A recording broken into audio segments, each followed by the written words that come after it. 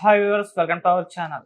రేవంత్ రెడ్డి గారు కాంగ్రెస్ పార్టీ అధికారంలోకి రాగానే రేవంత్ రెడ్డి గారు సీఎం అయిన తర్వాత ఈ ప్రభుత్వం ఎక్కువ రోజులు ఉండదు, 6 నెలల్లో పడిపోతుంది, రేవంత్ రెడ్డి గారు కూడా సీఎం కుర్చీ నుంచి దిగాల్సిందే అని చెప్పేసి ఆ మధ్య ఎంతో ప్రచారం జరిగింది.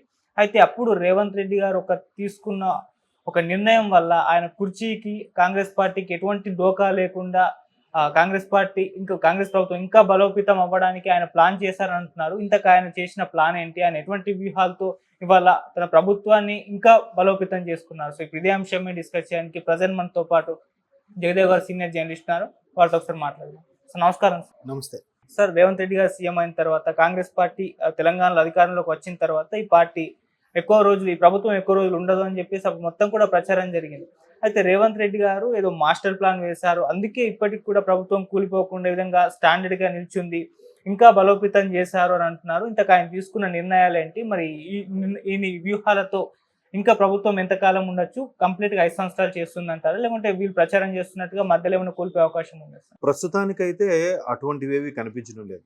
ఎందుకంటే రేవంత్ రెడ్డి గారు ముఖ్యమంత్రి అయిన తర్వాత కూడా కొన్ని ఛానల్స్కి ఇచ్చిన ఇంటర్వ్యూల్లో మనకు బాగా క్లియర్ కట్గా అర్థమైంది ఏంటంటే, అధిష్టానంతో రేవంత్ రెడ్డి గారికి ఉన్న ర్యాపో నెంబర్ 1 అది చాలా కీలకం కాంగ్రెస్ పార్టీలో. అది నా దృష్టిలో 50% దానికే ఇస్తా. ఎందుకంటే గత ప్రభుత్వాలు చూస్తే, అంటే మనం పుట్టకముందు ప్రభుత్వాలు గట్రా చూస్తే, సీల్డ్ కవర్లో ఎవరి పేరు ఇస్తే వాళ్ళే ముఖ్యమంత్రి అయ్యేవారు. అధిష్టానం నచ్చకపోతే మారిపోయేవారు. అధిష్టానం ఎప్పుడు పిలిస్తే అప్పుడు పరిగెట్టుకుంటూ వెళ్ళాలి. అక్కడ అసెంబ్లీ సమావేశాలున్నా, కీలకమైన సమావేశాలున్నా, ఫారెన్ డెలిగేట్స్ మీటింగ్లో ఉన్నా అధిష్టానం నుంచి ఫోన్ వచ్చిందంటే వెంటనే పెట్టి బేడ సర్దుకుని ఢిల్లీ వెళ్ళిపోవాలి. సో అట్లాంటి పరిస్థితులు కూడా మనం చూసాం. సో అటువంటి రేవంత్ రెడ్డి గారికి చాలామంది చెప్పింది ఏంటంటే, ఇంటర్వ్యూస్లో కూడా చూసింది ఏంటంటే, అధిష్టానంకి దగ్గర ఈయనకి అత్యంత ఆదరణ ఉంది. నెంబర్ 2, రాహుల్ గాంధీ గారికి ఈయనంటే చాలా ఇష్టం అంట. ఈయనకు కూడా రాహుల్ గాంధీ అంటే అత్యంత ఇష్టం. అలా కాకుండా మూడవది, రేవంత్ రెడ్డి గారికి పబ్లిక్ రిలేషన్స్ చాలా బాగుంటాయి. పిఆర్ ఎంత బాగా మెయింటైన్ చేస్తారంటే, మొన్న ముఖ్యమంత్రి అయినప్పుడు కూడా ప్రమాణ స్వీకారానికి ఆయన ఢిల్లీలో ఎంపీగా ఉన్నప్పుడు ఎవరెవరైతే క్లోజ్గా ఉన్నారో, ఎప్పటికీ కాంటాక్ట్స్లో ఉన్నారో, ఎవరెవరు ఇళ్ళకి ఫ్యామిలీ ఫ్రెండ్స్తో కలిసేవాళ్ళో వాళ్ళందరూ ఇళ్ళకి వెళ్ళి ఆ ఎంపీలతో మాట్లాడి, ఆ ఎంపీలు ఆ ప్రజాప్రతినిధుల తల్లులు మదర్స్ ఉంటారు కదా, ఆ మాతలకి కాళ్ళకు దండం పెట్టి మరీ అమ్మ మీరు రావాలి ప్రమాణ స్వీకారాన్ని ఇన్వైట్ చేశాడు.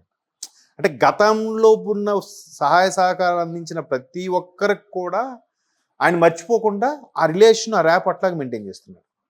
నెక్స్ట్, పిసిసి చీఫ్ అయిన తర్వాత ఆయన చేసే ప్రధానమైన పని ఏంటంటే అందరినీ కలుపుకోవడం. చిన్న పెద్ద సీనియర్ లీడరు, జూనియర్ లీడర్ అని ఏమి లేదు, అందరినీ, ఎస్పెషల్లీ సీనియర్ లీడర్ని పర్టికులర్గా ఇంటికి వెళ్ళి కలిసి, అన్న ఏంటి ఇప్పుడు ఫర్ ఎగ్జాంపుల్ మొన్న సీన్ అన్న రీసెంట్గా చనిపోయారు, డి శ్రీనివాస్ గారు. ఆయన దగ్గరికి వెళ్ళి, ఒకప్పుడు ఆయన పిసిసి గట్రా చేసిన వ్యక్తే, పిసిసి చీఫ్గాను. ఆయన దగ్గరికి వెళ్ళి, అన్న ఏంటి ఇలా ఉంది పరిస్థితి, మీరు ఆరోగ్యం బాగుందా, మీరేమైనా పార్టీలకు వచ్చి చేయగలరా, లేదా మీ అబ్బాయి వస్తాడా, మీ అబ్బాయి కోసం నెక్స్ట్ రాజకీయ భవిష్యత్తు అది చూద్దాం, ఒకవేళ అవకాశం ఉంటే వాళ్ళకి, లేదా వాళ్ళ పిల్లలకి, వాళ్ళ మేనల్కి, నెక్స్ట్ జనరేషన్ వాళ్ళకి, ఇలాగ అందరినీ కలుపుకొని పోతున్నాడు ఆయన. అది ఎంత అడ్వాంటేజ్ అది. జనరల్గా నేను సీనియర్ని, నేను ఒకప్పుడు ఇది మేబీ ఆయనకున్న, ఒకప్పుడు టీడీపీ నుంచి వెళ్ళినవాడు కాబట్టి ఈయనకన్నా సీనియర్లు చాలామంది ఉన్నారు కాబట్టి పార్టీలో, అటువంటి దృక్పథంలో మనకి అలా లేకపోతే వీళ్ళు తొక్కేస్తారు, లేదంటే మనకు అవకాశం ఇవ్వరని ఉద్దేశము, లేదంటే బై బర్త్ ఆయన నేచరే అంతా అయిండొచ్చు, చాలా కలివిడిగా అందరితో మాట్లాడుతూ కలుపుకోరుగా వెళ్తుండడం అనేది అదొక ప్లస్ పాయింట్. ఇంకోటి ఏంటి, రాజకీయ ఉద్దండు, తెలంగాణ ఉద్యమకారుడు, 2 సార్లు ముఖ్యమంత్రి అయిన కేసీఆర్ లాంటి వ్యక్తికి కూడా పంచుల మీద పంచులు ఇచ్చేస్తూ ఉంటాడు ఆయన. జనరల్గా ముఖ్యమంత్రి ఏమైనా అన్నప్పుడు, అదే బీఆర్ఎస్ పార్టీ గతంలో ప్రభుత్వం ఉన్నప్పుడు ఆయన ఏమైనా కేసీఆర్ గారు ఏమనంటే, అయితే కేసీఆర్ గారో, కేటీఆర్ గారో, హరీష్ రావు గారో, లేదా ఇంకో మంత్రి, ఎవరో ఒకరు కౌంటర్లు ఇచ్చేవారు. బట్ ఇక్కడ ఈయన ప్రభుత్వం మీద కౌంటర్లు ఇస్తే ఏం చేస్తున్నాడు, ఫస్ట్ వాళ్ళెవరితో మాట్లాడించడం కాదు, ఈయనే ఫస్ట్ కౌంటర్ ఇస్తాడు, ఈయనే మాట్లాడతాడని, ఈయనే క్లారిఫికేషన్ ఇస్తాడు. అర్థమైందా? ఇది ఆయనలో ఉంది. మరి ఆ కసితో వచ్చిందా లేదంటే నిజంగా ఆయన నేచర్ ఎలా ఉంటుందో తెలియదు, కానీ అంత ఇదిగా చేశాడు. మళ్ళీ ఈ పథకాలు ఎవరు చేస్తారు, ఎవరు చూస్తారు, ఎలా ఉంది, ఏం కాదు. దానికి సీఎం అవ్వక ముందే ఆయన చాలా ఛానల్స్లు ఇంటర్వ్యూ పెట్టినప్పుడు, సోలోగా పాయింట్ టు పాయింట్ ఇంటర్వ్యూ పెట్టినప్పుడు, మీరు ఇన్ని పథకాలు ఇవన్నీ చెప్పేస్తున్నారు, 6 గ్యారంటీలు చెప్తున్నారు, దీనివల్ల ప్రభుత్వానికి చాలా దెబ్బ పడుతుంది, చాలా నష్టం వాటిల్లుతుంది, దీన్ని మీరు ఎలా అధిగమిస్తారు? ఏదైనా రెవెన్యూ జనరేట్ చేస్తే పథకాలు, లేదని జగన్మోహన్ రెడ్డి గారు లాంటి పరిస్థితి అవుతుంది కదా అనే ఉద్దేశంలో చాలామంది, దానికి కూడా ఆయన చెప్పాడు ప్లాన్. ఇట్లా ఉంది హైదరాబాద్లో పరిస్థితి, ఇంతమంది ఉన్నారు, ఇన్ని లక్షల మంది ఉన్నారు, వాళ్ళు దృష్టి ఇలాగుంది, అలా కాకుండా తెలంగాణలో కూడా చాలా రిసోర్సెస్ ఉన్నాయి, వాటిని ఇట్లే చేసుకుంటాం, వాటిని ఎలా డెవలప్ చేస్తాం, ఇట్లా చెప్పాడు. అది కదా ప్లాన్.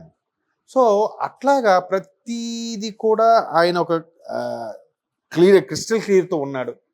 అధికారులు ఇప్పుడు అంతెందుకు, మీకు బెస్ట్ ఎగ్జాంపుల్ చెప్తాను మీకు. కౌంటింగ్ అయిపోయింది, కాంగ్రెస్ 63-64 సీట్లతో మెజార్టీలో ఉంది, అదే గవర్నమెంట్ ఫామ్ చేస్తుందని చెప్పారు.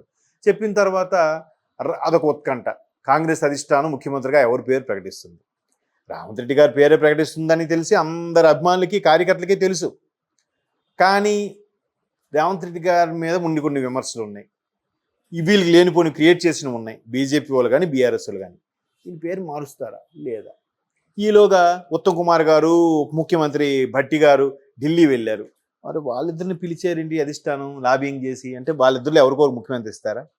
అంటే రేవంత్ రెడ్డికి డిప్యూటీ సీఎం ఇస్తారా, లేదంటే మంత్రి పదవి ఏమైనా ఇస్తారా? ఇలా రకరకాలు ఒక్కొక్కరు ఎవరికి తెలిసిన యాంగిల్లో వాళ్ళు ఊహాగానాలు రాసేసుకోవడం, వీడియోస్ చేసేసుకోవడం, సోషల్ మీడియా వైరల్ అయిపోయింది. మొత్తానికి రేవంత్ రెడ్డి ముఖ్యమంత్రి, ఉప ముఖ్యమంత్రి భట్టి అని నన్ను అనేసాడు. ఆ తర్వాత ఆయన ఒక ఛానల్కి ఇంటర్వ్యూ ఇచ్చారు రేవంత్ రెడ్డి. ఆయన ఒకటే అడిగారు, సార్ ఇట్లా లాబింగ్ కోసం ఎంతమంది ఢిల్లీ వెళ్తే మీరు వెళ్ళలేదు సరిగా, మీరు ఎక్కడే రిలాక్స్గా ఉన్నారు, మీకేంటంటే నాకు ముందే తెలుసు, మా వాళ్ళు నాకు అది ఆ టాస్క్ కూడా ఇచ్చారు, పార్టీని డెవలప్ చేయాలి, తర్వాత నువ్వే ఇదిగా ఉంటావు అన్నట్టుగా మాట ఇచ్చారు.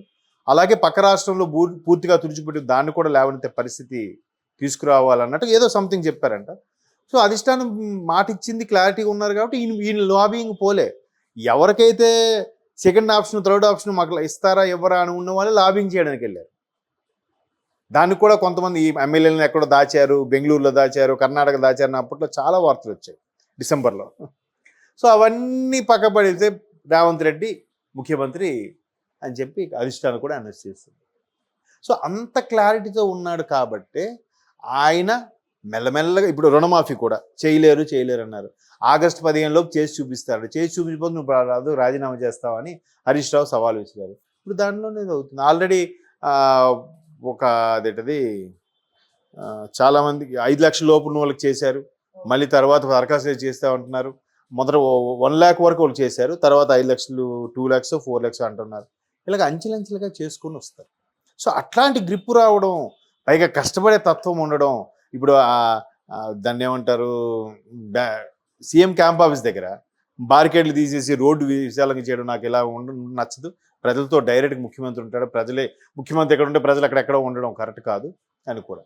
ఇట్లాంటివి ఎప్పటికప్పుడు అంత హైపర్ యాక్టివ్గా చేసుకెళ్తున్నాడు కాబట్టి ఇంకా ఈ 5 ఏళ్ళు ఆయనే ఉంటాడు అనిపిస్తుంది తప్ప వేరే ఛాన్స్ లేదు. ఈవెన్ అధిష్టానం కూడా సెకండరీ థాట్ లేదన్నట్టుగా విన్నాను నేను కూడా. మరి బట్ ఏదైనా ఏం జరుగుతుందనేది చెప్పలేం.